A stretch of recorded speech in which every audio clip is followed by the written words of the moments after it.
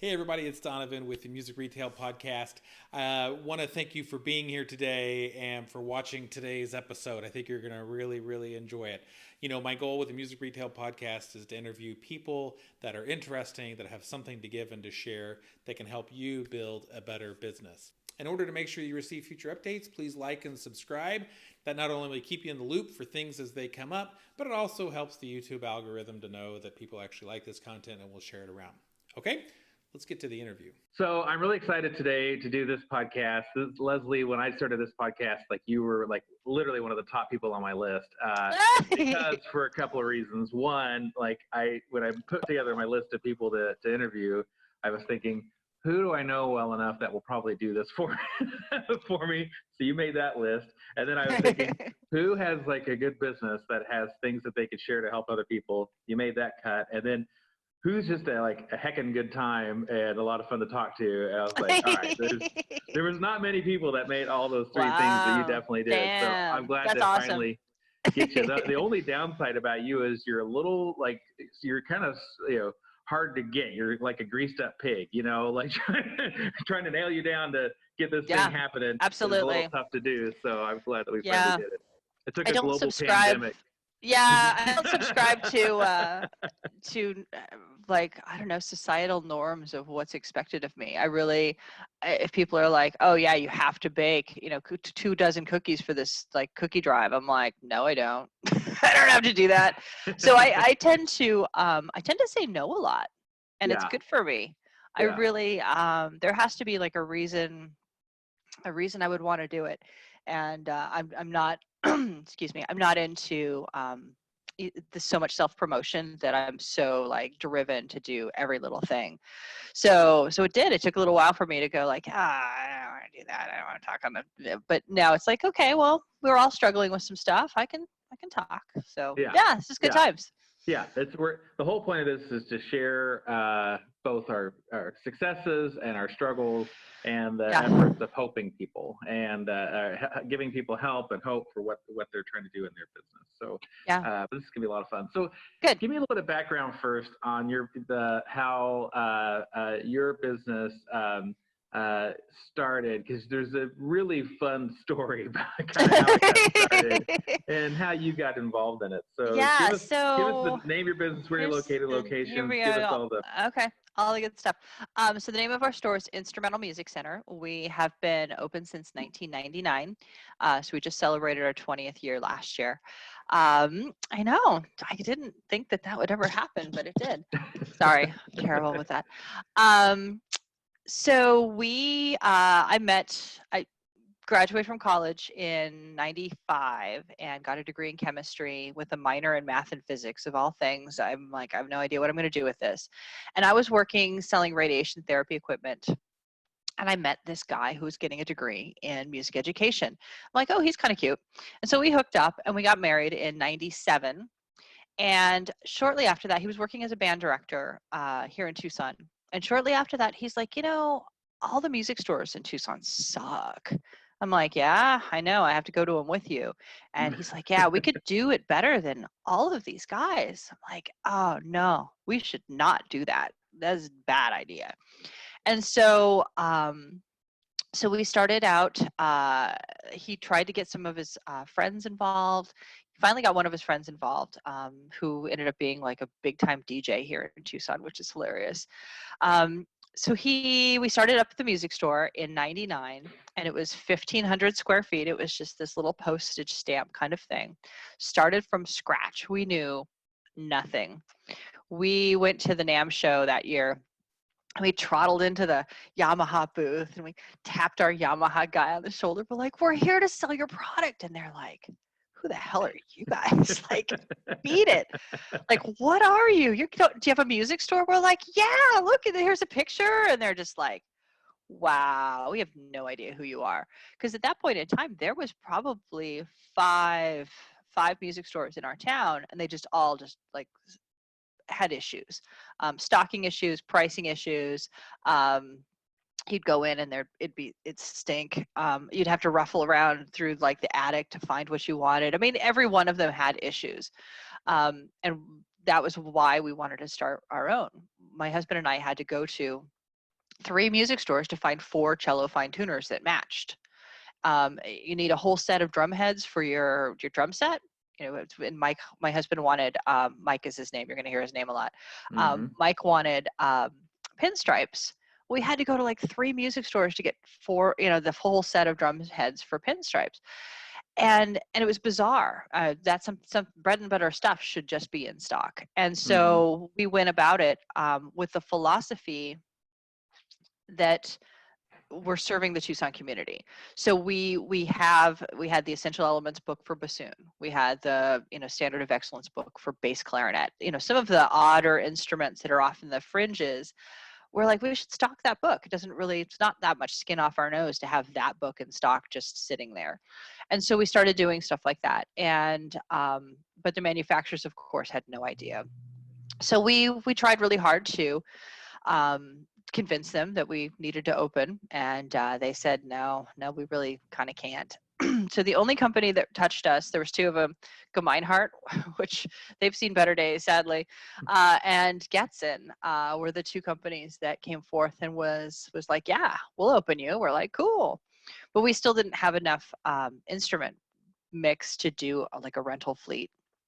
So we ended up hooking up with American Musical Instruments, AMI, before they became AMG and before they became Music and Arts. And that was way before Chicago, or what is it? Guitar Center. Yeah, Guitar Center purchased them. That was way before that. So we started out from scratch. We had like our couple instruments on the walls, cellos on the walls to fill up wall space. It was very cute. I could forward you some pictures if you want. I love it. I saw the pictures when I went to visit your store. Yeah. So the concept was really simple, was just like really focus on just the local musician who wants stuff and the band directors. But the band directors would come in and go like, you don't have anything. We're like, oh.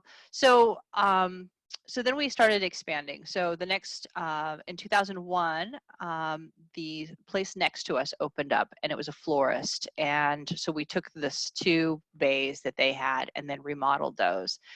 And what was interesting is as soon as we did that, our sales doubled. And I don't know if it was just that we had a bigger sign and we were a bigger presence, or we were more of a real store. Not really sure what it did, but that was a huge stepping stone. And then I joined the store full time in late 2001. And it was just the right time that my industry was starting to change. That was right after the 9/11 attacks, and it was great timing to be out of having to fly everywhere. So it's like, this is great. So then I joined the store, and then we expanded again in 2005, and then 2008 was the recession. 2011, we opened our second store, which is over on the other side of town, the west side of town. That was 2011. And then, we've just slowly been like expanding and growing and just like keep kind of doing our thing. At this point in time, our biggest sales are rentals. Rentals are definitely the biggest revenue driver. And then we do a ton of school bid stuff. Is the school bid, is that a profitable activity for you guys? Totally is. Well, it totally is. Tell me the secret to that. How are you able to do school bids profitably? I don't chase everything. I just don't. And then there's a state contract here in Tucson that is actually very difficult to get onto. And we looked at the comps going in, and there was money to be had there margin-wise. So we quoted appropriately so that we would also be in that appropriate margin. No sense in undershooting that. So we stuck with what other people were doing and became one of the vendors on that. Awesome. Yeah. So there's a couple school bid state contracts here that work really well for us. One is just like 25% off shelf pricing, and shelf pricing is arbitrary. So shelf pricing can be MAP if we make enough margin, or sometimes we bump it up above so that we aren't at least losing money. But so that works out really well. So there's a lot of, we don't chase every little thing. There's some big bid houses that I think are kind of all floundering right now, because interstates out of business or sold or something. Casio Yeah, Interstate. they filed for bankruptcy protection. I don't Right, know. Well, that was the last I heard. I don't know if there's something new since then. right, right. And I know Nick Rail is going through some big changes. Really? Oh yeah. Well, I've Lucky heard died. that. Oh, They're wow. yeah, they're one person that does school bids. Lucky died at the Wow. NAM show. Like it was Sunday. Yeah. Oh, my gosh. I shit I you didn't know not. Yeah, and then Laura Penrose bought Nick Rail. that. Oh, Laura Penrose okay. was the Maple Leaf rep. Yeah. Yeah, and she worked at Summer Hayes for years, and then somehow she was able to get a small business loan and purchase Nick Rail music, like the whole thing. I'm like, dude, how did that even happen? All right. That's like I'm adding her to my buying. podcast Oh, you list. totally should. She's kind of she's a little bit scattered right now still. She is drinking from the biggest fire hose ever. I feel for her. But she is 100% an awesome person. Now, you kind of glossed over this or haven't gotten to this yet. And we talk about your business too. We should also mention you do a little bit of combo and other stuff, but as you mentioned, you are mainly a band instrument rental store. I mean, that's Yeah. where you guys make your money. So really, you and your husband together started this business, but Mike was the one that was really running, and he's a drummer. He's the one that was really into that, and then. Kind of through opportunity, you came on to kind of help. But then over these last nearly 20 years, you kind of pushed him out. Yeah. And you've been running the show for I quite have. a while now. So I have. tell us kind of about what happened there, and what's the difference? Like how has the business changed? Obviously, some of it's just the maturity of a business. There's the growth of the business is just some of it's a factor of time. But how has it changed because of your different styles? Because you and Mike are a great pair and a great couple, but you're different people. Different Totally. personalities Yeah, and stuff. absolutely. So it was probably about 2001. It was right after our expansion, and Mike's like, things are okay. I don't feel like working that hard. And I was like, what? There's stuff to do. We got to expand, and we got to do these things. And what about lessons and all of this stuff? So at some point he just kind of stopped doing as much in the store day to day, and I really just kind of took it all over.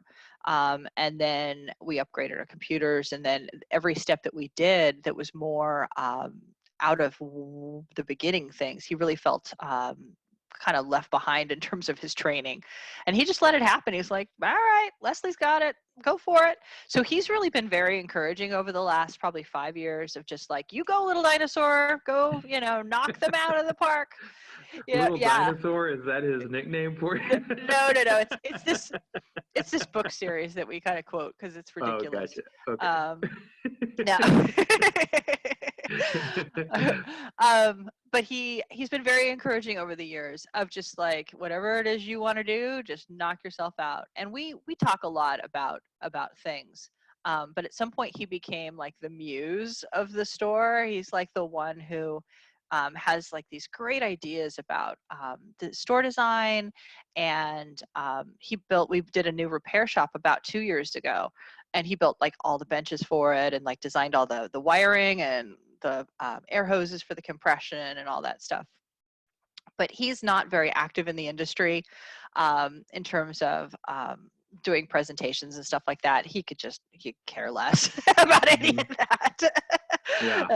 But I'm usually the one that's like, yeah, I'll do a presentation on, I could talk about anything for about a half an hour. So I'm like, this works out great. Even if you have to fake your way through it, like, who knows? Totally. I could totally, I've got something to say for 30 minutes. Yeah. Ooh, nuclear physics. I'd have to brush up a little bit Well, first, I mean, we all would. Like, exactly. Give me right. a few minutes to Google it, Right. On the Wikipedia article, I can Exactly. Maybe I'll have it up over here now. Makes it easier to fake on Zoom calls. So I've been pretty active with the industry, and I've wanted to get back into NASMD and all that stuff. And then this whole thing kind of happened. So sure. It's going to be harder to. Right now, I've got 2 high school kids at home, and they really need a lot of just love and effort. So I haven't been too involved with NSMD or NAM or anything. But once the kids get a little bit older, right now they're like 14 and 16, get a little older, then I'll try to do a little bit more with NAM and stuff. 14 and 16, and they're still living at home? They are. Kick them out. I know. Get kicked out of the nest. Yeah. You're almost done. I know. You're almost done. You've only got a couple of years left.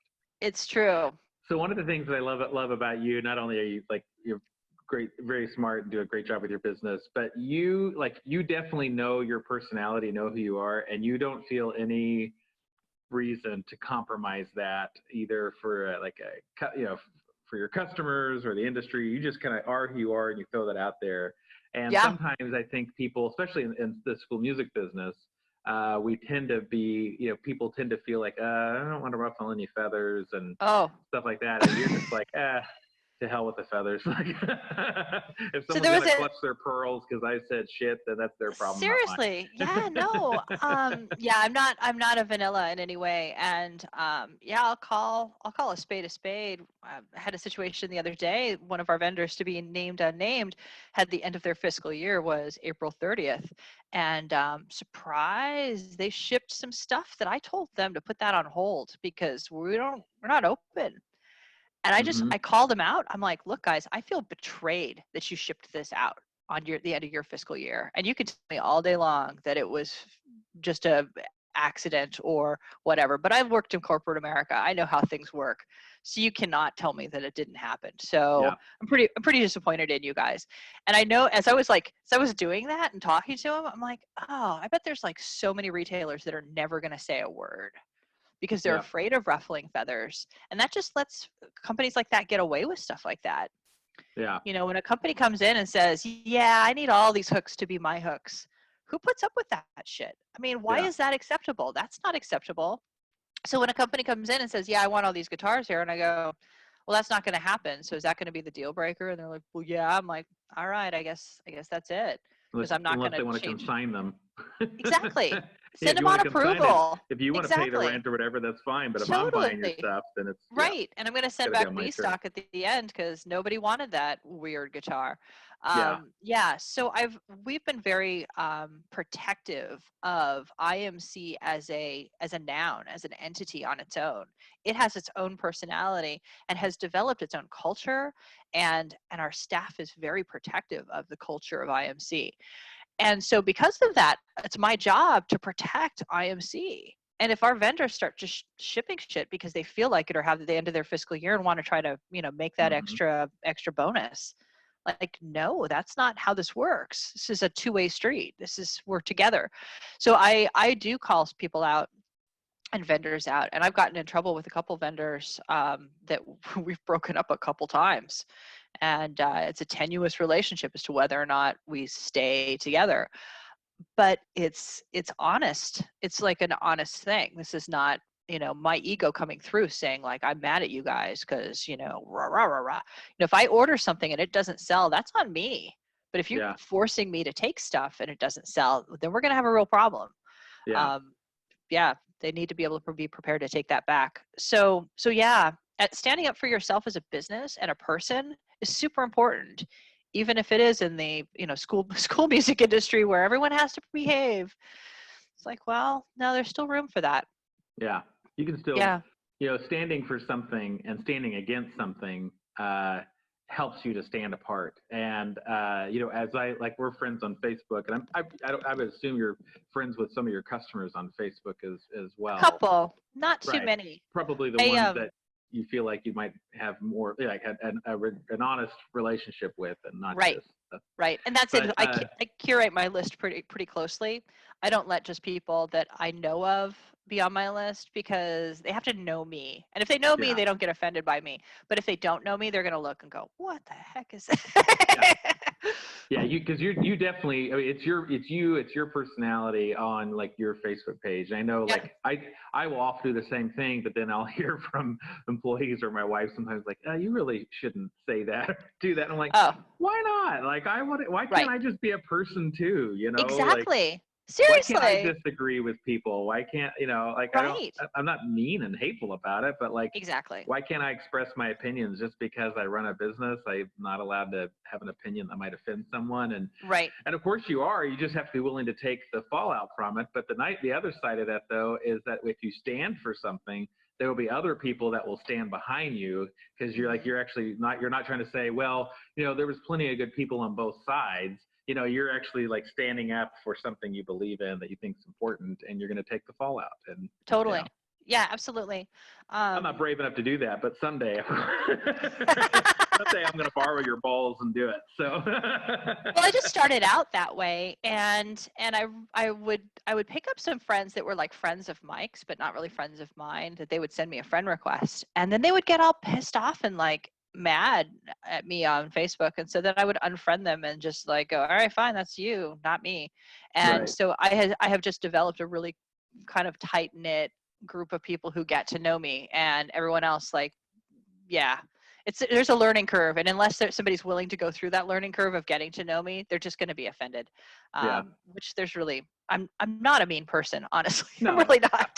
Yeah, anyone who's doesn't know you, you're not an offensive person, but you speak your mind. Yeah, I don't want you to. I'm not trying to make you sound as like, the Sam Kinison The worst. or something. I'm gonna get all these Facebook requests out of this now. Perfect. You're the Andrew Dice Clay of music retail. So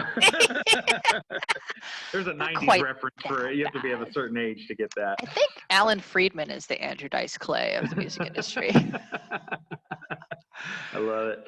Yeah, so ask him for his dirtiest joke, and then you'll find out. Yeah, you mentioned earlier. Well, don't forget, I'm the guy that gave Alan the handmade leather underwear with pink tassels. So, that's so good. But anyway, so you had mentioned about your store culture. Describe what your company and store culture is like. It's very much a family of just friends. But they're all out to help the goal. And so we are, let me step back. Nobody works on commission at our store. It's very flat. And if somebody saw our wage chart, they'd go, oh yeah, that makes sense. The most important people at the store make the most amount of money, and then go down from there. And in general, everyone kind of makes what you would expect them to make. If they saw a chart, they wouldn't be shocked.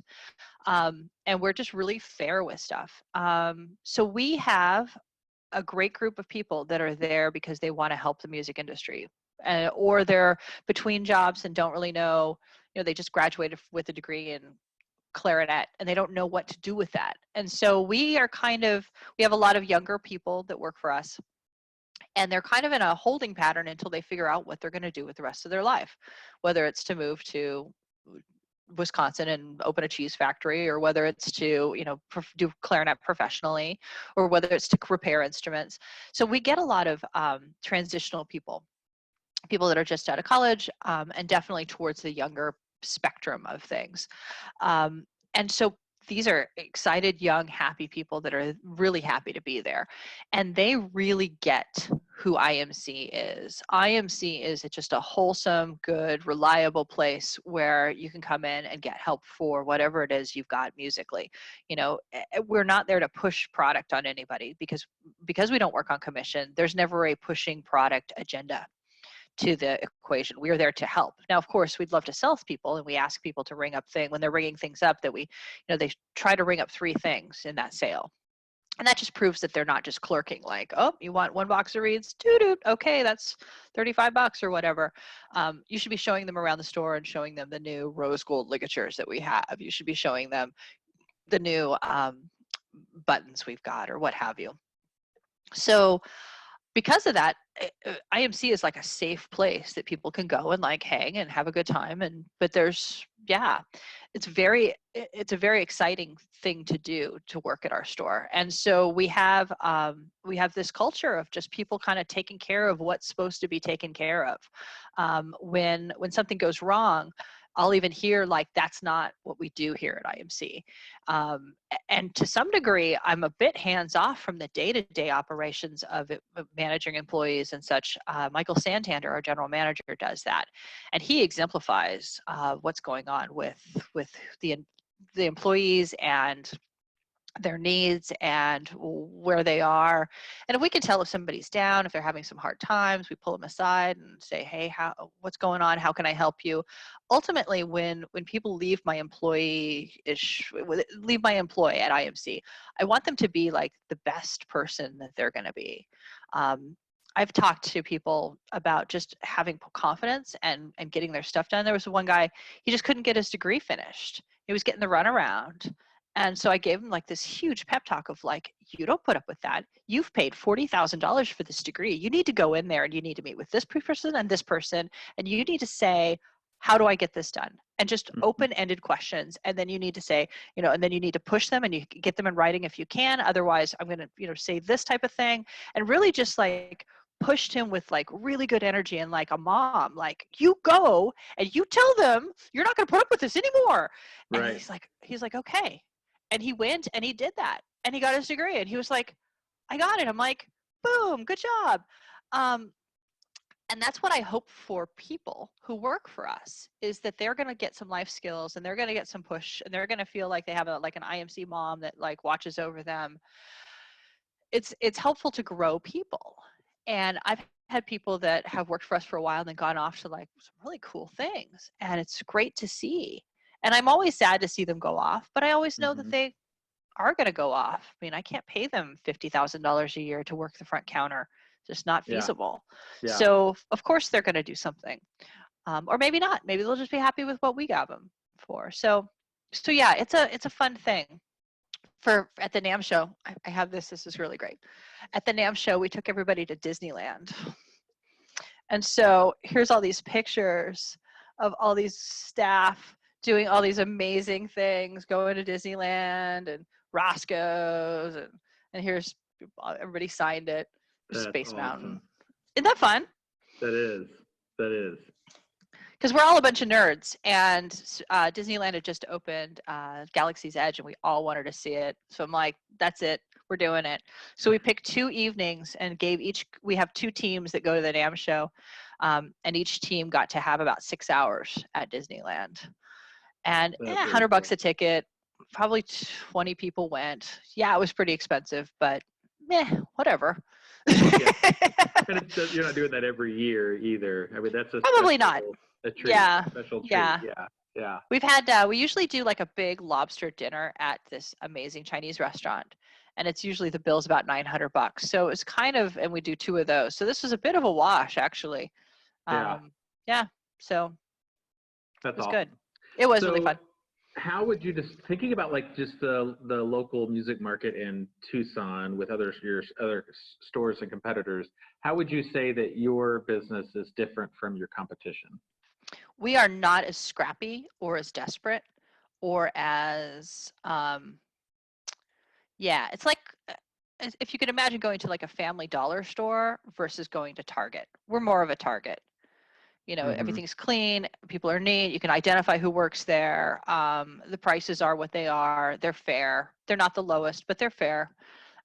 Whereas some of the other places are more like the Family Dollar store. There's one place that has changed ownership over the last couple of years and has downsized and upsized and just continues to say that they're like the biggest in Arizona, but they're not even close.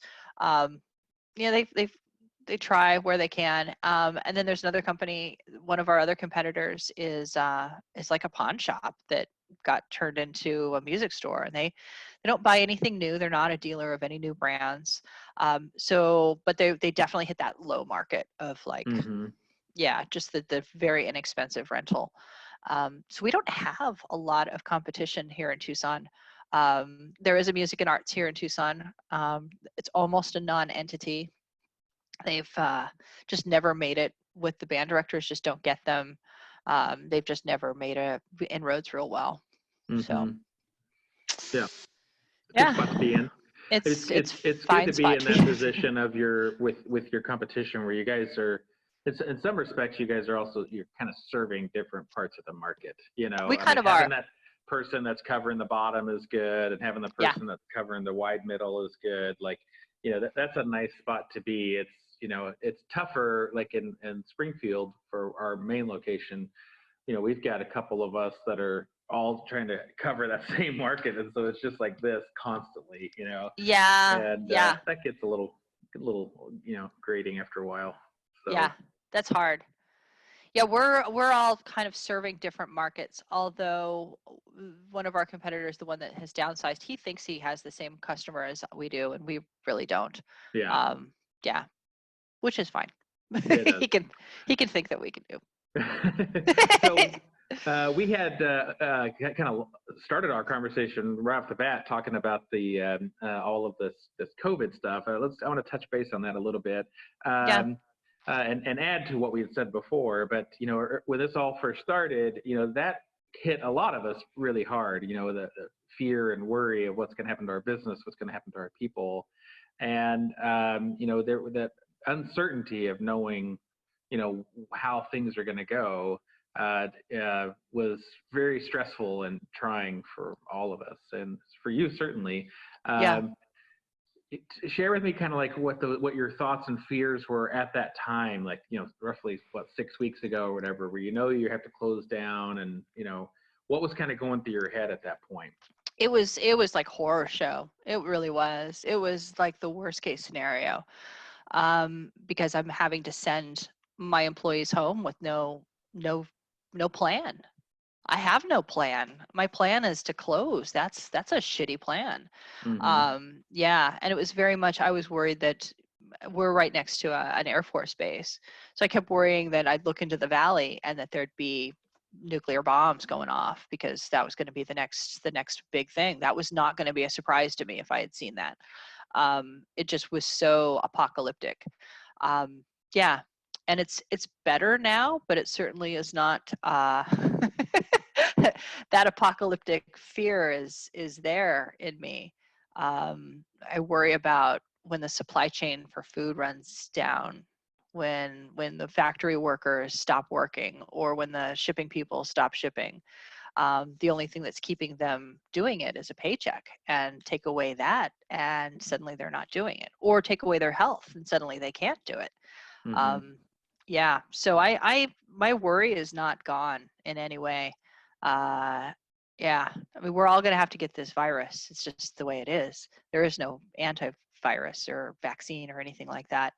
And this is an RNA virus, which is different than any other virus we've ever tried to have a vaccine for, because there's only been 7 RNA viruses, and this is the 7th that we know of. So this is not a normal DNA virus like the flu or AIDS or any of those, or DNA viruses. This is an RNA. So MRSA, Ebola, SARS, all of those were RNA, which is just a different mechanism. And because it's a different mechanism, we just are not as familiar with it. Even though everyone's Mm-hmm. acting like it's the same, it's very much not the same. And it's mutating really fast. And I don't know what the end game is going to be on this. Yeah, and I worry about making the wrong decision. And I feel always like if I had all the data, I could make the right decision, but I feel like I don't have all the data. I don't think anybody has all the data. Maybe Mm-hmm. people in Washington have all the data, but they certainly aren't sharing a lot of it. And they aren't acting like it either. This is true. They certainly are not making very comforting decisions. They aren't giving comfort. Comfort and joy is not something that they're offering right now, which is a weird thing, because that's like the one thing we hire those people to do, is to make us feel better in a bad time, not make us more anxious. Yeah. I would think that of as a showman president, I would think that he would understand that more than anyone, but he's sad. He's an idiot. Well, I don't think of them for that, but I do think that one thing that we ask of them is for them to keep us safe. And I mean, that's why we allow them to spend all of our money on this grossly oversized military, and why we become the world's police and everything else, is because we expect them to keep us safe. And when they don't seem to be taking that responsibility seriously and sharing the information that they know, it definitely creates a lack of trust for sure. Totally. So it's really left us retailers with floundering as to what the real answer is, and how do we move forward, and all of that stuff. Yeah, every business, not just retail. And that's exactly. Well, I understand the feeling you have about trying to make the best decision, and make the right decision. I think I resigned myself when this happened, like I had no idea what the right decision is. And especially when all this thing started, it was hard to even predict what would happen next. I remember I first heard about this. I'm in a mastermind group with the folks from Whizbang, and they brought it up in January. And I thought in January, I was like, this is not going to be that big of a deal. Of course, I was wrong on that. And then we were talking about it really heavily in February and March in this group. And I had mentioned something along the lines like, well, I mean, if worst case scenario, if I had to like close my store for some period of time, and they were like, that's not the worst case. That's gonna happen, you know. And so I have proven to be wrong on all of my predilections of what this is gonna be. But I kind of just resigned myself that, like, you know what, I'm just gonna make the best decision I can for my business and for the long-term benefit of my people. And if I'm wrong, I'm wrong, but I'm doing it I'm doing the best I can. And Right. to my folks' credit, like, you know, they've all been very kind and generous and understanding, even in cases where I've been wrong, to understand that, like, I'm just trying to do what's best to protect us all for the long run. And, you know, one of the things I kept harping to our people is, like, it's really important that when this is all over, that we all have a business worth coming back to. So to have the business like take on a bunch of debt because it's trying to maintain payroll or something like that, that Right. wouldn't be good. We'd all come back to this business that now is on life support. And so our business is like the goose that lays the golden egg. We've got to protect it because it provides for all of us. And they all really bought into that message and have all been just very selfless and helping of one another. And I've been just supremely grateful for them, and in a very trying time. And especially in the very beginning, you know, now my folks that are laid off that are getting the CARES funding plus the state unemployment funding, well, frankly, they're doing well. They But are. in the beginning, when we did all that, you know, those people took a huge cut, and it was a big sacrifice. And just because in the end it turned out okay for many of them, we can't forget the appreciation for the fact that when they jumped off that cliff, they didn't realize there was going to be, you know, a big bouncy house down at the bottom. They thought they were going right in the water or the ground. I'm mixing my analogies here. Yeah. But you get what I'm saying. So I don't know I that we do. have to make a perfect decision. We just have to make the best decision with our people's best interest in mind. Totally. And whatever comes will come. So Yeah. Yeah. Yeah. There's so much that I have no idea what the end game is with this. yeah.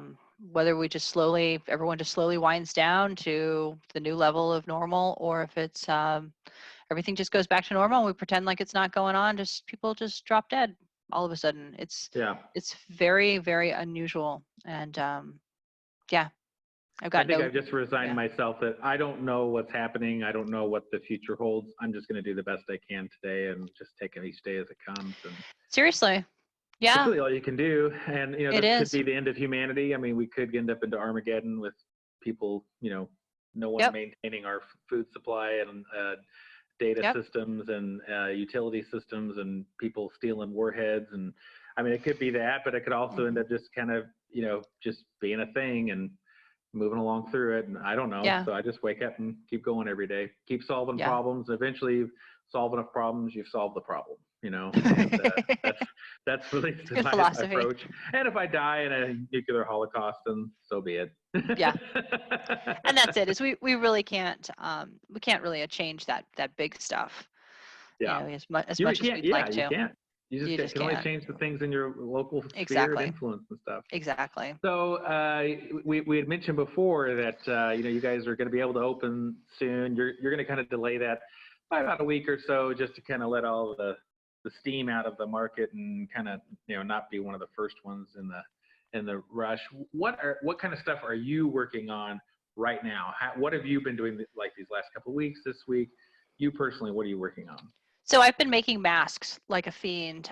These cloth masks, they're fitted, and I have years ago I used to quilt, and then I had a hysterectomy, and my brain just can't quilt anymore. It's the funniest thing. So I had tried to pick it up a couple times, and it just was pissing me off. So I'm taking all this really cool vintage quilting fabric with like music stuff on it, and I'm making all these masks out of it. And so I've been making masks like a fiend. I've probably made about 200. Holy cow. And yeah, and I've been selling them for $10 each, and the money's going to go to the Tucson Food Bank. And so I've been putting that on social media. And I've been trying to, that's just a very gratifying way that I feel like I'm actually helping people. So I've got probably about 70 masks or so at the music store. So in the next week or so, when we start opening up, we can start saying like, you need a mask, and if you have to buy one, here's one, but you need a mask to come in. So that's going to be nice to have that infrastructure in place. Obviously researching the PPP and the EIDL and all the CARES Act and filling out unemployment forms. That's been a lot of what I do. Trying to finalize my taxes. That kind of got put on hold for a little bit, but I know. I'm like, do I have to pay? Because I'd rather not pay. Can we write that off? Because COVID. Yeah, we'll see what they have to say about that. Write that on there, just on your return, not paying because hey, COVID. So you guys understand, right? Give me an idea of what your day-to-day used to look like. Like, before all this happens, once all this is over, what do you normally spend your time doing in your business? Normally what I do is the top level stuff. So I do bigger marketing campaigns. The Tucson Festival of Books, we had a petting zoo there. I was the one to coordinate the implementation of that. The rummage sale, pushing the product, getting the product ordered, and making sure that the marketing is good for that. The other things I work on is management of the managers, making sure that the gist of the store is headed in the right direction. I look at we have AIMSy. I look at daily manage report every single day, even on vacation, even on my phone, like wherever I am, I look at it every day. And I see stuff in the matrix that nobody else sees. I look at it and go, wow, why'd that get sold below margin? And what's up with this? Wow, we sold that. I thought that we lost that. Now it's back. What's going on with that? So I see things that other people don't. And so I watch that on a high level stuff. And that's always been helpful because it keeps everybody on their toes a little bit. They think I'm some kind of magician or something, but I don't know. Maybe I'm just Neo. So no, I'm not Neo. So yeah, that was the most day-to-day stuff. Help with school bids, help with school deliveries, special projects. Gotcha. Yeah. So let's shift a little bigger picture here, because definitely want to hear your take about that. Thinking about our industry, tell me what's right about it. What's some of your favorite parts of our industry? Man, we help little kids play instruments. That's like the best. Yeah. This little kid comes in and they're like, I've always wanted to play trumpet, and I tried it once and I couldn't get a sound, and I'm like, here, let's do it. And I like walk them through the embouchure and like get them started and get them to make a note. I'm like, oh, you did it. And they're like, oh. And you could just see like this like light bulb go on and like all these cogs like fall into place. And I'm like, yeah, all right, my work here is done. And then it's all on them. But without that really good, positive first experience, people get turned off from that. Yeah. You order a blue trumpet from Amazon and it's $99 and you try to play it and you don't know what to do and you're really stuck and the valves don't work. I mean, all of that stuff will discourage a young person because they want instant success. That's just how things work. And if they aren't getting any success, then they kind of lose track of what they wanted to do. They go, never mind, it was not me. They don't assume it's the instrument or the situation. They assume it's them. Yeah. And so they quit. And so to minimize that as best as possible is awesome. And so we have just little kids come in and they want to try instruments, and man, we all just light up. And that's just like the best part of the industry, is turning people on to instruments. And it's about fulfilling a dream. Honestly, someone comes in and says, I want a guitar, you're fulfilling a dream for them. And they're never going to probably be Eddie Van Halen or some crazy person on guitar, but they're going to fulfill that dream that day, and they're going to go home and they're going to feel great. And they may practice and they may not, but it's really amazing to help them with that. Yeah, it is. And so to work with them to figure out like what it is they want, what's the best fit for their needs. I mean, whether it's like a parlor guitar or something a little smaller or something really big because they're a big guy, whatever. And to come at it in our store, we come at it from a customer's point of view, like what do they really need? What really serves them well? And $1,000 guitar when you're just starting probably doesn't, unless it's something you want to put on your wall you've always wanted, then it does. So we try to not push things based on what the dollar amount is. We base it on what their needs are, which is very satisfying. I don't ever feel guilty about selling somebody something. Yeah, it's a good thing to do. So that's what's really great with the industry, is it's helping people fulfill their dreams. There's not many industries where you can do that. No, there isn't. You know, the one thing that I agree with all that. I think the one thing, and you back this up a little bit, but when it comes to sales, you know, selling product and salesmanship, you know, I don't think it's our prerogative to really push product. You know, our goal is to help customers get the product that they want. And a couple of years ago, I sold a retired gentleman his first guitar, and it was a $7,000 build to order Taylor. And the guy couldn't play a lick, and I didn't. You know, there was nothing on me. I was like telling him, like, you've got to get this. You get this guitar, you'll be so great. Right. No, I don't. It's what he wanted. And right. It's really more about what the customer wants and what their goals and objectives are. And you know, we teach our salespeople that. I remember when we first started really teaching this stuff, you know, we used to, especially like during like Christmas season, whatever, we'd have our, you know, beginning guitar packs and stuff. And then a customer would come in and they want to buy a guitar as a gift for someone. We'd recommend these low level guitars, and that's the way it would go. And we started working with our people and like, hey, just treat that Christmas buyer like any other buyer. Kind of give them the lay of the land, like, you know, this is the price point for this is the price point for that, this is the price point for that, which would you like to see? And first customer he tries it with, like, they ended up walking out with like a very nice mid-price guitar. I think it was about a $1,200 guitar, which for us is a mid-price guitar. And you know, whereas in the past he would have sold them a $200 guitar. And it's not about the salesmanship of trying to get people to buy more expensive stuff. It's about us not pushing to the customer. Well, you're a beginner, you should buy this. Exactly. But rather like, hey, what would make you happy? What is it that you like? If someone wants to have a pool, we don't have to say, well, if you want a swimming pool, the first thing you should do is just get a blow up above ground pool. And if you like that, then you can get a nicer above ground pool. And if you like that, then you can look at an in-ground pool. It's like, no shit, if you got the money and you want a big in-ground pool, do it. Like exactly. Totally. Absolutely. Want, you know? Yeah. Right. And I think if in retail, if we took more of that approach, not that I'm here to guide you to pick the product I think is best for you, but like, I'm just here to make sure you get the product you like and that you're happy with. Like, what do I care if you get if you have $120,000 pool and you can't swim? Like, that's correct. It's not my job to vet all that stuff. And ultimately, if you sell the person who can't swim a giant pool, but they really wanted it, then you've done exactly what you're supposed to do, which is making them happy and solving their needs. Exactly right. Yeah, that's great. So what's wrong with our industry? If you could change things, what would you change? What's wrong with our industry?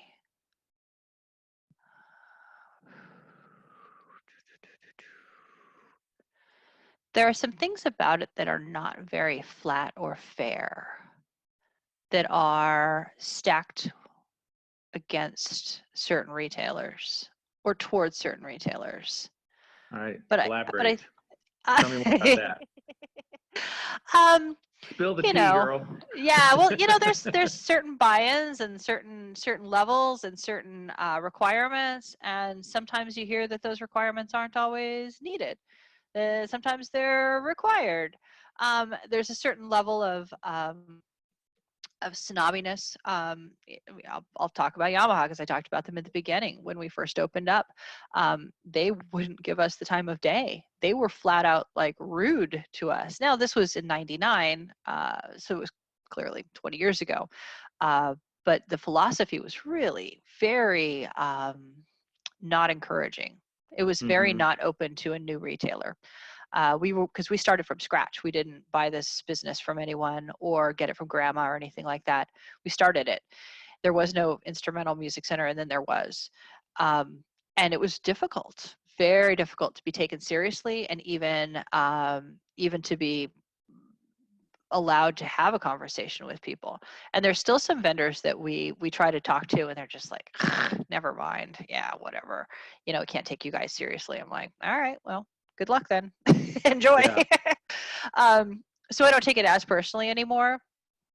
But there are some things that the big guys definitely want to continue to do business with the big guys.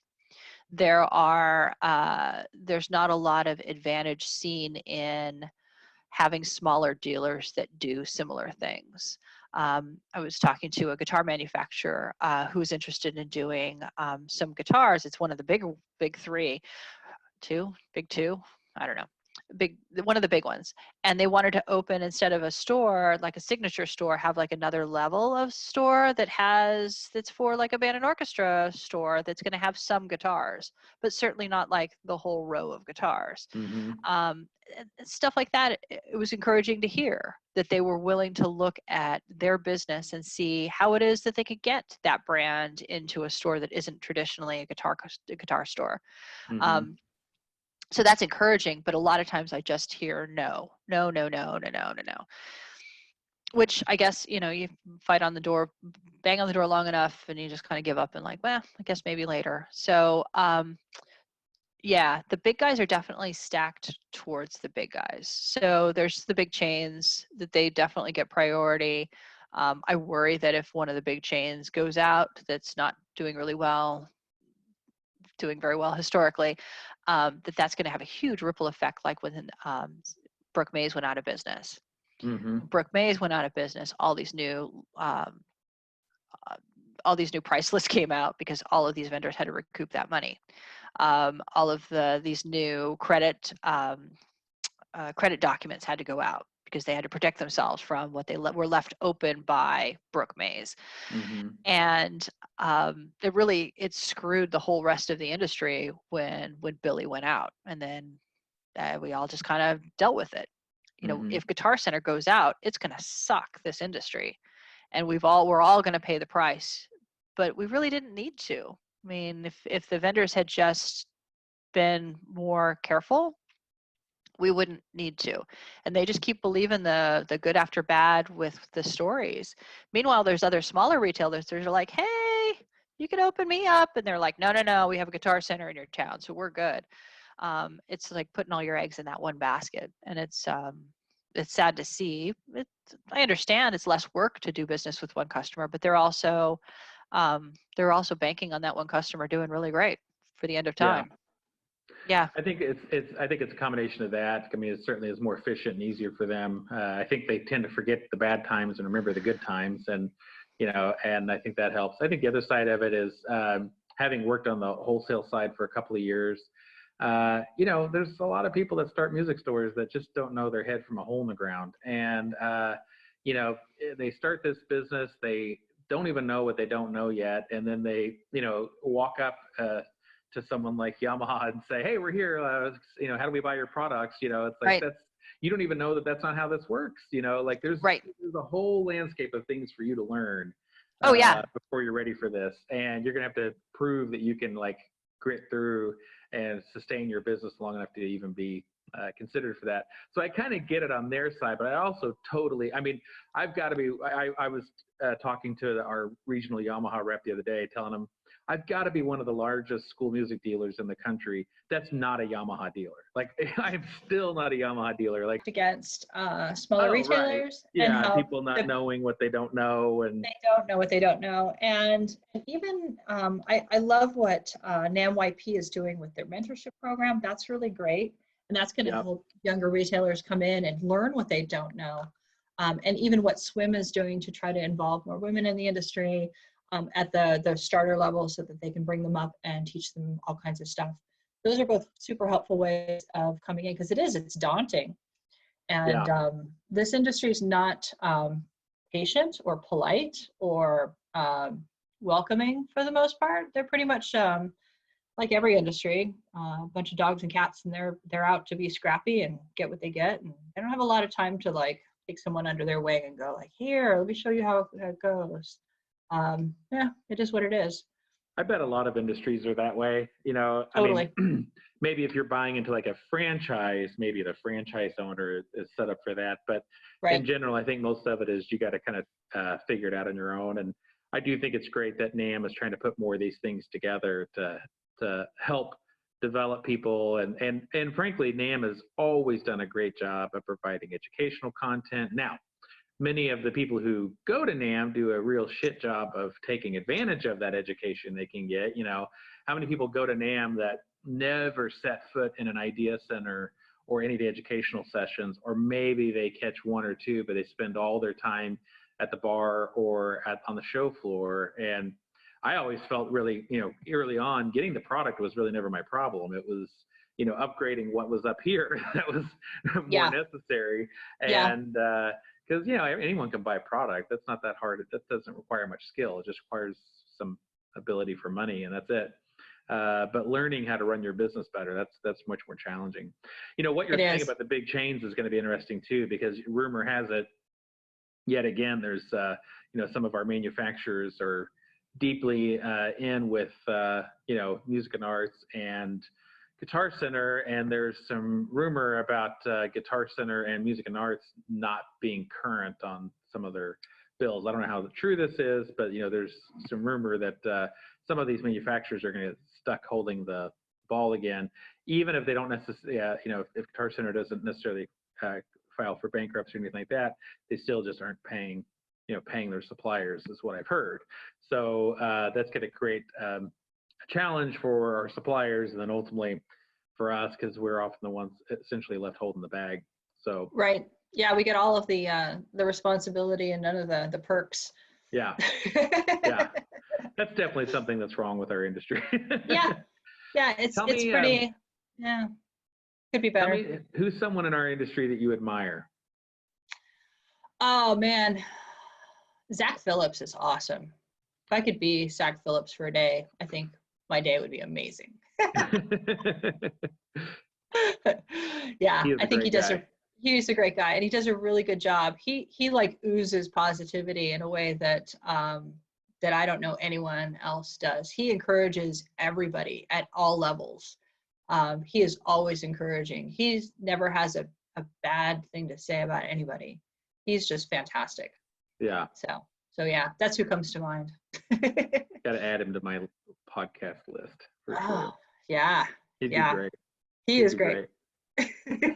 So, and he's just such a genuine, he's one of those people that just makes you feel like you're one of the most special, smart people that he knows. He just, it's one of those people that just, you walk away from him feeling like, you're a couple inches taller and you got a little spring in your step, He's very inclusive with his, just his sphere. I don't know. It's hard to describe.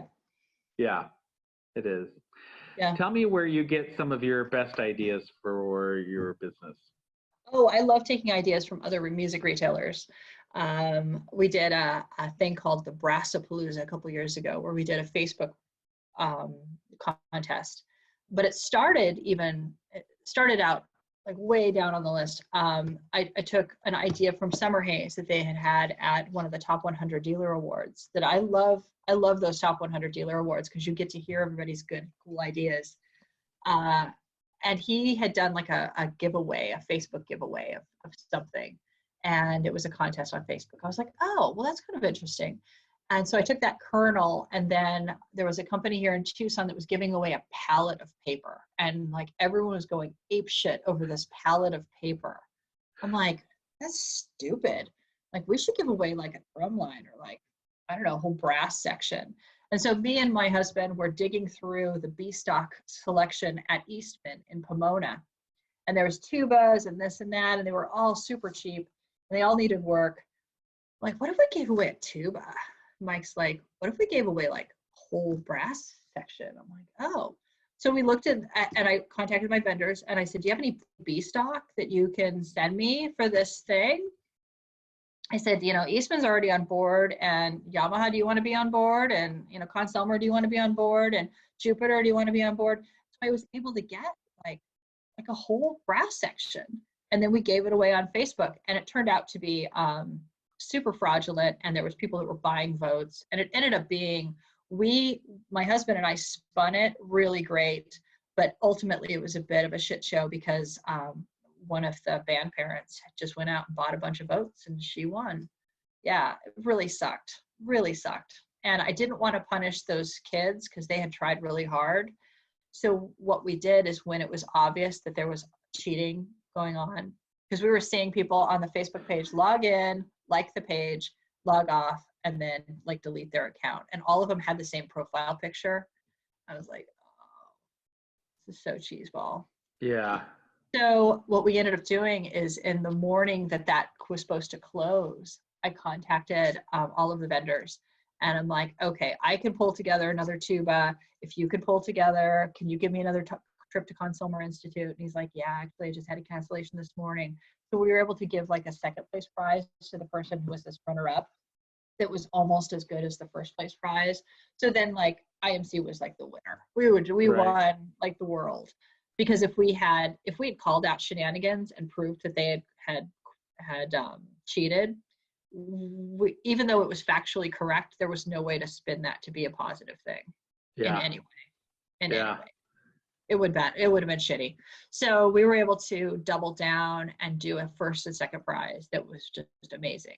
But a lot of the seeds of that contest and that promotion were gotten from like other places. Right. You know, it was from Chris Barron's and it was from this company, Away Paper. I went to PetSmart the other day, or not the other day, but a couple years ago, and it was like bird month in PetSmart. Like, birds are stupid. I really hate birds. They're just like the dumbest animal. Not want to keep them in cages. But I have tarantulas at my house. Did you get to see them when you were here? Tarantulas? I've seen them on Facebook. I don't remember I can't remember if I saw it when I came over or not. Yeah, they were there. We've had it the whole time we've here. Anyways, yeah, maybe. I've got a memory like Swiss cheese, though. I don't remember any of it. Yeah. So it was all just a blur. So we have tarantulas, and I'm like, I wonder when they're going to have tarantula month here at PetSmart. You know, and then I started thinking about PetSmart and their monthly specials. So then we started having just a monthly special of like 15% off all guitars or sheet music or, you know, free month of rent or what have you. And it helps keep something to talk about, something to advertise. Otherwise, the year just kind of like, you've got the spike of rental season, back to school season, and then Christmas, and then that was it. Our accountant, Daniel Job and Alan Friedman, a couple years ago, a number of years ago, probably 10, we talked about inventory and how old inventory has already cost you its initial investment, and it's just sitting there, and it's keeping you from buying the cool thing because it's still sitting there holding a spot. That if you could at least get your cost out of that, you're way ahead of the game. And in fact, Alan's thing was sell it at any price. Just get it out of your store. If you donate it, if you put it in the parking lot and let someone beat the shit out of it, whatever you do to it, it's going to be better than letting it sit in your store forever. So that sort of like freedom was amazing for setting up our rummage sales, because I'll do an aging report on AIMSy and I'll see anything that's had a birthday or two, and I'll just go around and mark it down. And the first markdown I usually do like 30% off the price. And then the second markdown, I'll do it like employee discount, like cost plus 10, like really mark it down. And then at the end, if it's still there after 3 rummage sales, it's like, make me an offer. I don't even care. This has to leave today. You know, and I'll just sell it to get it out of the store, or I'll give it to a school, or I'll raffle it off, or what have you. But that rummage sale, it became a way of getting rid of old inventory. And then after a while, we started keeping scratch and dent stuff. So if a vendor would send a keyboard and the keyboard was broken on arrival, they don't want it back. So a lot of times they'll just say like, just keep it. We'll just write it off. I'm like, okay. And so we just stick it in this pile of crap of just like broken stuff. People were eating that up. And then we would have music stores call us and say, hey, we're going out of business, or hey, we went out of business 20 years ago and we've got a storage shed full of stuff. Do you want to buy it? And we'll go in, and we bought the assets of like 4, maybe 6 other music stores that have gone out of business over the years. Some of them were landlord liquidations, and some of them were out of the back of someone's storage unit. Mm-hmm. So we've done that a couple times. So all of that stuff ends up in the rummage sale. We haven't had one of those in a while, which is surprising, but yeah. And so after a while, we kind of ran out of stuff to sell. So then I would go to my vendors and I'd say, hey, I've got the rummage sale coming up. I'm looking for price points at, XYZ. And there are, they have B stock lists. They have scratch and dent lists. And so, or liquidation things. So when you contact your vendor and say, hey, what do you have, that I can sell for like $10, then you just get all kinds of stuff out of the woodwork. So we do like $15 ukuleles with mahalo. I think it costs like $15 and sell them for 20. Then we do, tuners. We've done tuners direct from China, purchase them direct from China, or we've done them through Diodario. They've got a great tuner that's pretty inexpensive. And then so then we created this dollar menu that looks like a cheesy McDonald's dollar menu with like $1, $15. And we just have like special prices on all of this. So then we've had to chum the waters for our rummage sale because we have less that's old and crappy. We've got more that's just new and fresh.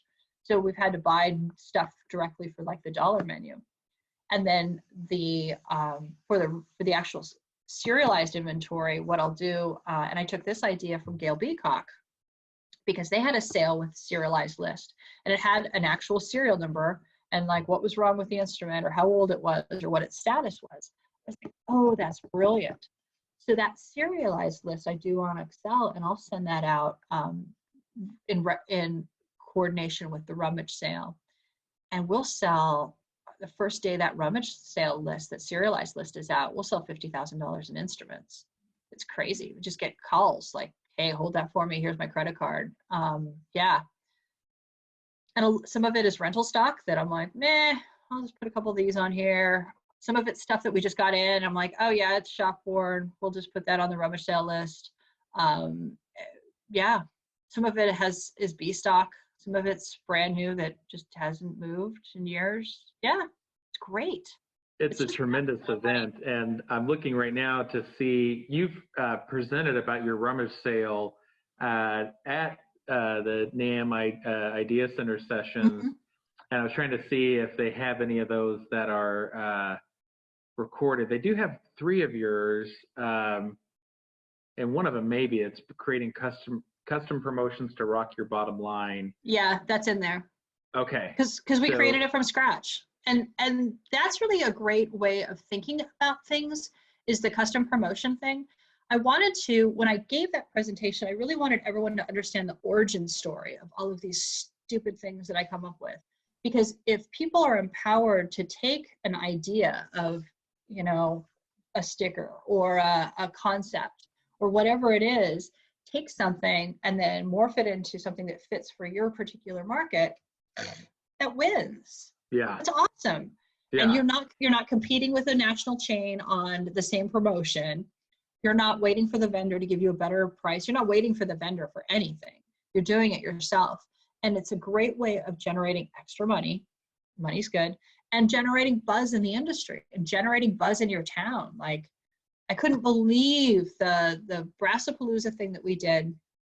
With all the cheating aside, we went from like 150 Facebook likes to like 9,000. Actually, it went to like 12,000 and then it went down to 9, and we're still at 9. Yeah. Those people are still with us. And so when we communicate to a much bigger audience than I could ever hope to. It's fantastic. So doing something is infinitely better than doing nothing. Unless, of course, you're, getting ready to retire and you're winding your business down. But to be able to spark something is so fun, and it's so satisfying. And even if it doesn't work, like everything failed, it's terrible, you've learned something about your market or yourself or your abilities or what have you. You're always going to learn something. Yeah. You had said that during one of your Idea Center sessions that I went to. That was so great because you were just like, you know what, just make a plan and do the plan. And if it's good, great. If it's not, you'll kind of learn something from it. But just do it. Like, don't try to worry about it being perfect or whatever. Just make a plan and go do it. And I think so many times we can all get sort of stuck in like, well, I want this to be great. Like, Leslie does this and she does a $50,000 weekend selling, broken printers and office furniture. Like, I want it to be great like that. And you can get so stuck into that versus thinking like, you know what, I'm just going to jump into this thing and start. And I may start with doing a couple $1,000 and then I'll go from there. But like, just beginning. And we took your playbook on the rummage sale and ran that last year. So great. Great success for us. Like, we didn't do 50 grand, but we were in the 5 figures, and for the first one for us to do it, we were very happy with that result. That's really great. We're definitely going to do it again. For us, you do it twice a year normally. We're going to do it annually with the rummage sale, and then we're doing a clearance sale on the other side of the year. So the first part of the year, we do like a clearance sale. That's all of our stores. And then in the fall, we're doing this rummage sale where it all comes down to our warehouse. And, for us, I feel like that's going to be a nice little 1-2 punch. And it was profitable. And yeah, we sold some crap. We sold stuff we couldn't give away before. Exactly. We sold some good stuff, but, and all in all, like, some stuff went at a loss. But at the end of the day, we moved a bunch of gear that we weren't able to move otherwise. And we ultimately even made a profit, even though some things went at a huge, huge loss. Sure. But it created, in those were items that I was like, man, I just don't want to see that anymore. Like, every time I see that, I'm reminded of this buying mistake that we made 4 years ago. Like, that thing needs to go. We've tried it. Seriously. We had these guitars that we had them at 70% off in our stores, and they wouldn't sell. And so finally I was like, yeah, at any price, get it out of here. And they did finally all go. And, it wasn't as painful when they left as I thought, because I was just glad to never have to see them again. Totally. Exactly. To be a buyer is such a stressful thing, because you want to make the right decision, and you want to be like, you don't want to make a bad decision. But having the rummage sale as a thing that you do every year, and knowing that you can at least get something out of it, then you get something out of it, and don't beat yourself up, and you just move on. You just keep it going. Yeah. Sometimes things work out well in your store, and sometimes you make a bad buying choice. So to get it out of your store at any price, especially after 4 years, you're like, see ya. You're not gonna everybody does it too. Dust you again. Everyone makes bad buys. There's no way to make perfect buys all the time. If you're doing that, you're buying too conservatively. Correct. And you're going to take some chances here and there, and some of those are going to be, you're going to hit some home runs, you're going to hit some singles, and you're also going to strike out a couple times. Yeah, absolutely. And we do some of our bad buys, and they're not bad buys, they're just bad buys for us. We put them on Reverb or eBay. Yep. We sell stuff on that as well, and that's a great way of getting a bigger market for that widget. Especially for stuff that are good products that just haven't found a home in your store. And put them on those third-party sites, all of a sudden you've got a bigger marketplace to look at. And totally. But there'll still be things that won't sell there, and the rummage sale is great for that. Yeah, it is. And then it starts to develop its own buzz. We have a what is it, kiss and cry screen or whatever, where it's got like a hashtag on it. It's like IMC rummage sale, and so you can go and pose with your weird buy that you just did, in front of our screen.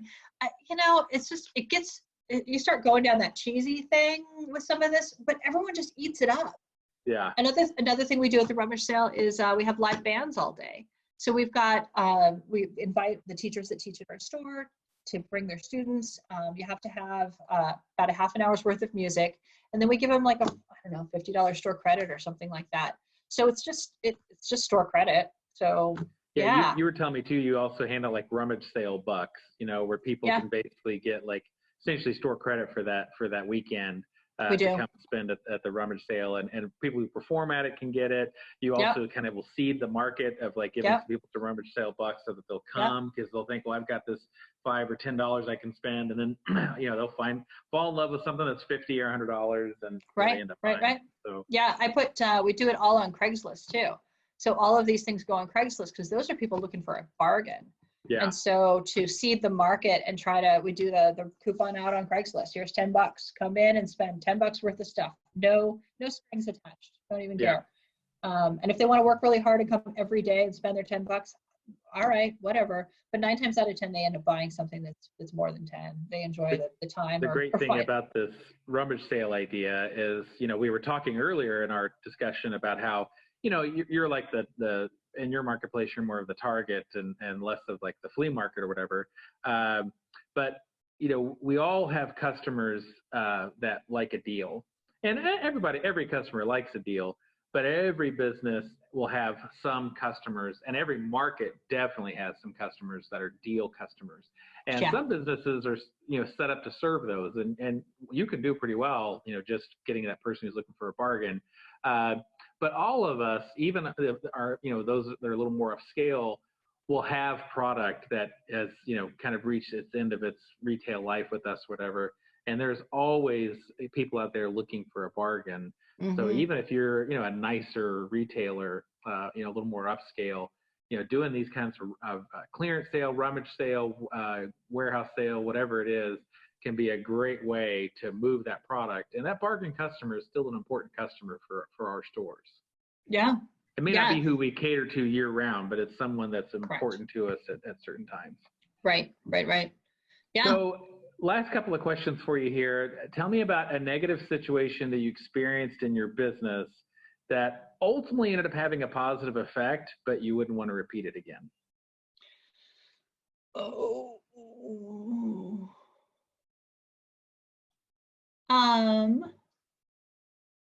I don't know if it ultimately had a positive effect. I pissed off a purchasing agent, and that was bad. It was bond money, and bond money is always spent different than like purchase order money. So when a school is opening up and it's a brand new school, at least in Arizona, and it's funded by bond money. And it's amazing because you just send them like an estimate of like, okay, so you've got this, like, you need a bunch of stuff here. Here's just an estimate, because that's usually how it starts out. Next thing I know, we're getting POs based on these estimates. So opening a new school is like the best thing ever in Arizona, if you can get on that list and help them out. So we found there was this new school opening, and the band director was just screwing up everything. And she was really late to the party, and she had been told to get all the information together. And I said, look, all this money's been spent. It's been spent on other things other than music. And so now we just have to like move forward. Sorry, this money got spent badly. It got spent not on music. It got spent on flooring.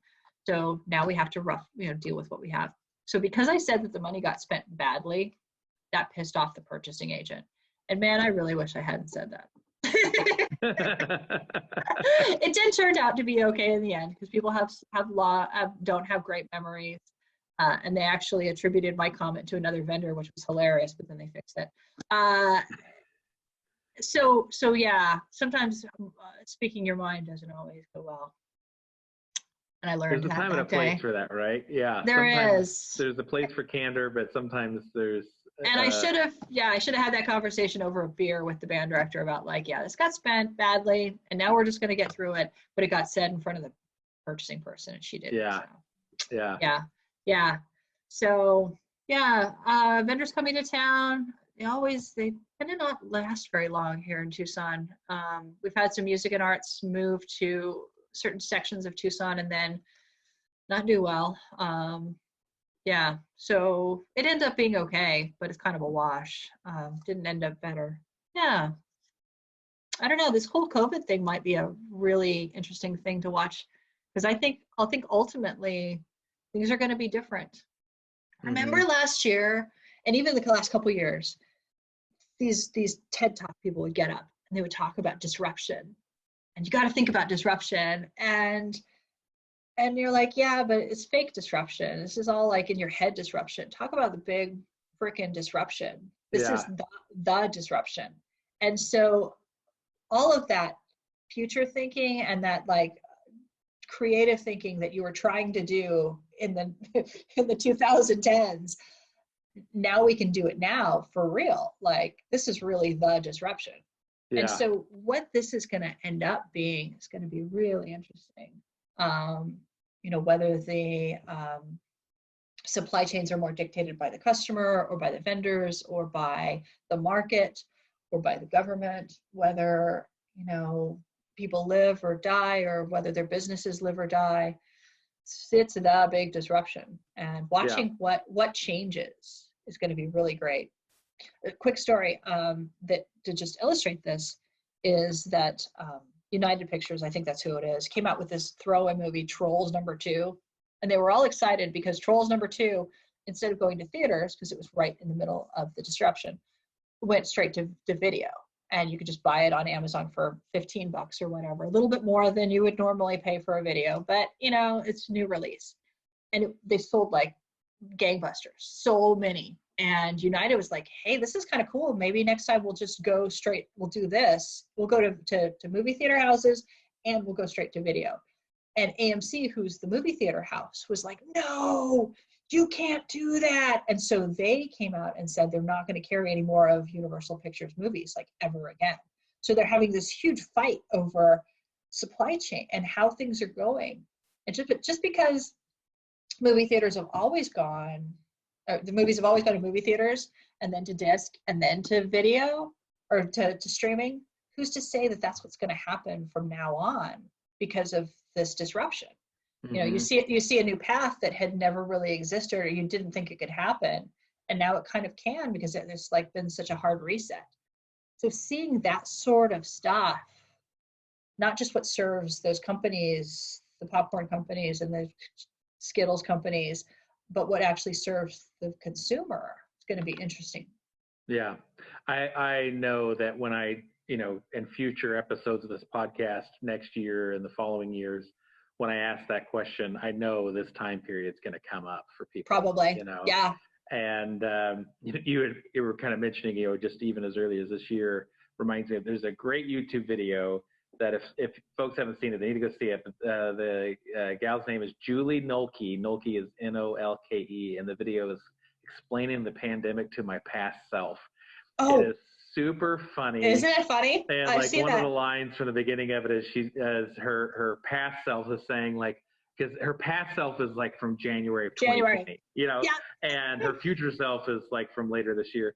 And so her past self says like, well, I would imagine those Australian wildfires were like a defining moment of 2020. And her future self is like, oh yeah.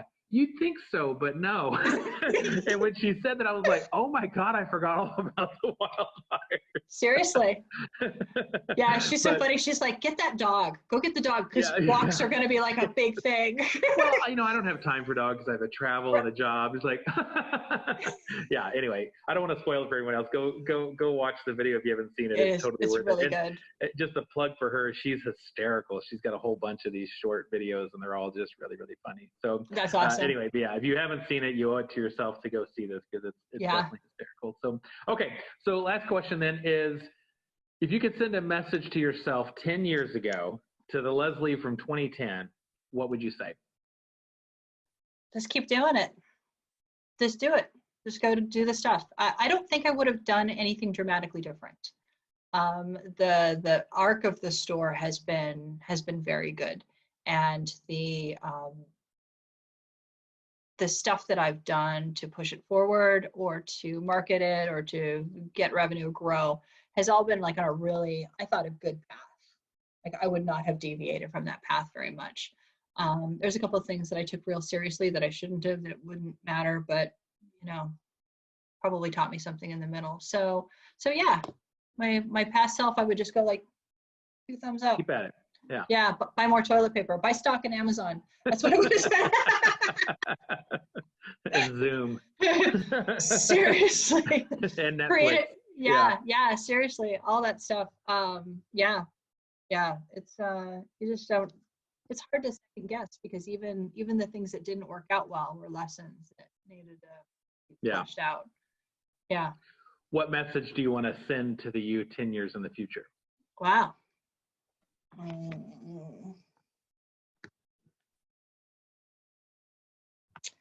I don't know. If I make it 10 years in the future, then it all worked out okay. Good job. Keep going. You are living in the moment. That's I try for sure. to. It's the strangest, like you've got this blend of like living in the moment, but then you also have like this huge worry about things that might happen. I totally do.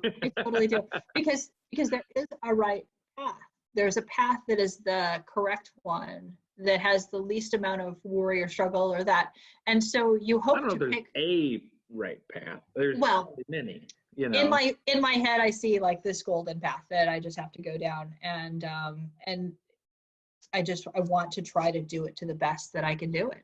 And I know that there is a mathematically correct best path, and with the correct data, I feel like I should be able to pick that. So that's the struggle. The struggle is the data and knowing what I'm seeing. As I'm struggling with my PPP loan, and do I pay it out just even though people aren't working? Do I not? Do I take the 1%? Do I try to just use it for lease over the next 3 years as we all struggle with this? Because that actually could be a thing. I don't know. And I know that there is a right answer, but I got to figure out which one it is. So, yeah. You'd only know the right answer if you know the future. And when you don't know the future, you can't know it. And right. I think your thought about that has a nice correlation to what you would tell yourself from 10 years ago. You have made good decisions all along the way, and you're right. going to make good decisions now. And you haven't made perfect decisions, No. but it's okay. Even knowing all that, you wouldn't change anything. So no. You'll make a good decision with this. I think, there's a lot of options there. I think those are all good options. I don't think there's any of them that are, really terrible. And you'll do it, move forward. In the grand scheme of things, it won't be that big of a deal.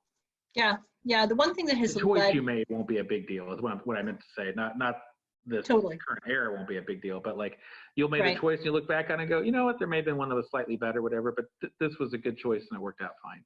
Right.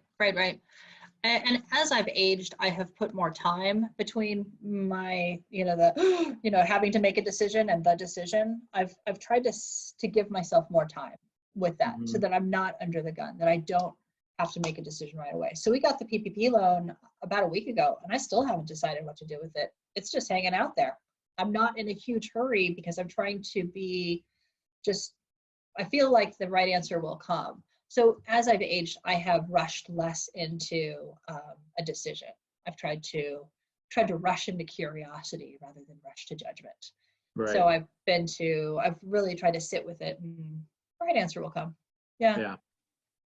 Well, this has been a lot of fun. I'm glad that we finally got to do it. And there's a lot of stuff that you shared today that I think is going to be really useful for people. And cool. If nothing else, if anyone's only takeaway is, hey, make a plan, do the plan. Like if you'll take that out of this thing, that's going to make huge impact for the good towards their business. So. Yeah, some of the retail stuff, or the marketing stuff, people just get so stuck in making a wrong decision. And what's the worst that can happen? I mean, honestly, worst that can happen is that nothing happens. So then you've just wasted your time. And you learned a lesson. Totally. You got something out of it. Exactly. Right. And there's just a lot of reticence to jump into that. And so I tell people, other retailers, if you see a marketing effort that grabs you the right way, you should question it. You should go, oh, why does it grab me the right way? What about it is good? My daughter, she's 16, so now she's starting to get all these things for colleges. And oh my gosh, the stuff from colleges wildly varies from just like the most boring thing to like an interactive, So this one college, I don't even remember where it was, but it was this map. You like opened it up and it folded out into this map, and it talked about like all the different paths you could go in this college and different things and stop-offs. And it was done like a flow chart or a map. I was like, oh, this is really interesting.